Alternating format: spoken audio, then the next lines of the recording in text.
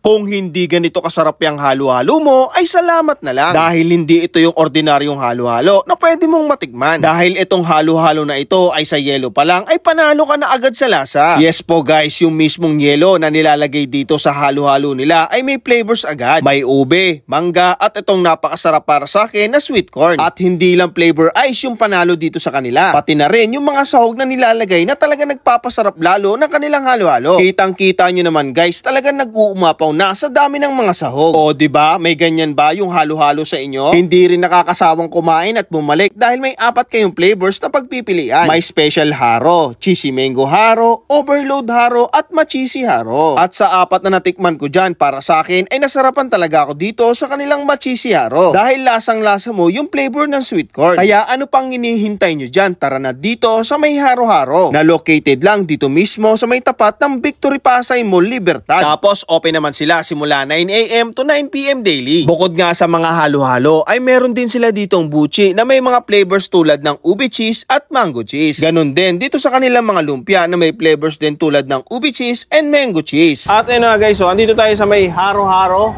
Dito located sa may Libertad Station. Malapit lang sila yun yung Libertad Station guys. So dito mismo sa Victory Mall, Pasay City. Tapos ang deny natin syempre yung kanilang special na halo-halo. Ayan oh. Wow. Ang kakaiba sa kanilang halo-halo guys, yung ginagamit nilang yellow dito is flavored na. So hindi unlike sa iba na plain na yellow lang. Dito guys, yellow pa lang may flavor na. Siyempre yung mga toppings napakadami. Ayan o, may leche flan, tapos may mga ube ano po. Wow. Itong in-order natin guys, yung kanilang special haro. Tapos meron din tayong in-order dito sa kasama natin na cheesy mango haro. Ayan o, 139 pesos din to. Yung ganito kalaki guys is 22 ounce. Ganyan siya kalaki. So tikman na natin. Meron din sila dito mga buchi, mga lumpia. Wow. Oh. Ah.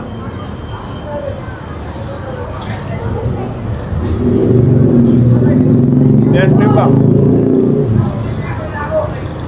Up. Tikman muna natin yung ice lang. May natin haluin.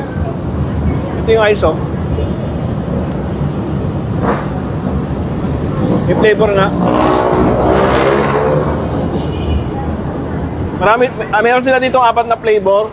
Overload ube haro. Tapos yung ma-cheesy. Depende sa inyo kung anong gusto nyo reference na no. Kung gusto nyo na ma-ube, kung gusto nyo naman na ma-cheesy, pwede dito. Cheesy mango haro. Ayan.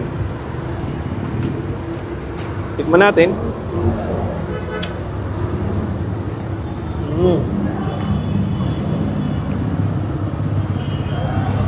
Lasa mangga. Yung flavor ng yellow nila doon is 3. Sweet corn, ube, saka mango. Ito naman guys yung ma-cheesy haro. 119 lang to. Medyo mas mura to ng konti.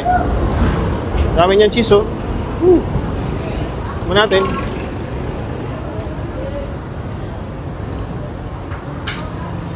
Siyempre, sa asang cheese, ang daming cheese nun eh.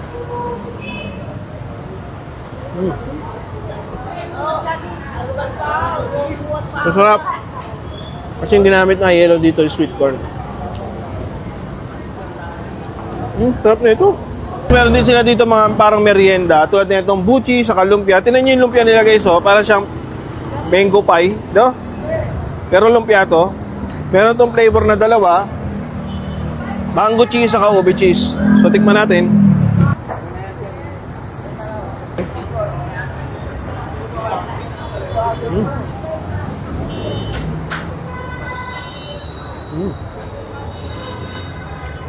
Sarap. Mango. Favorite ko sa buchi, ano yung munggo. Ito bago to eh.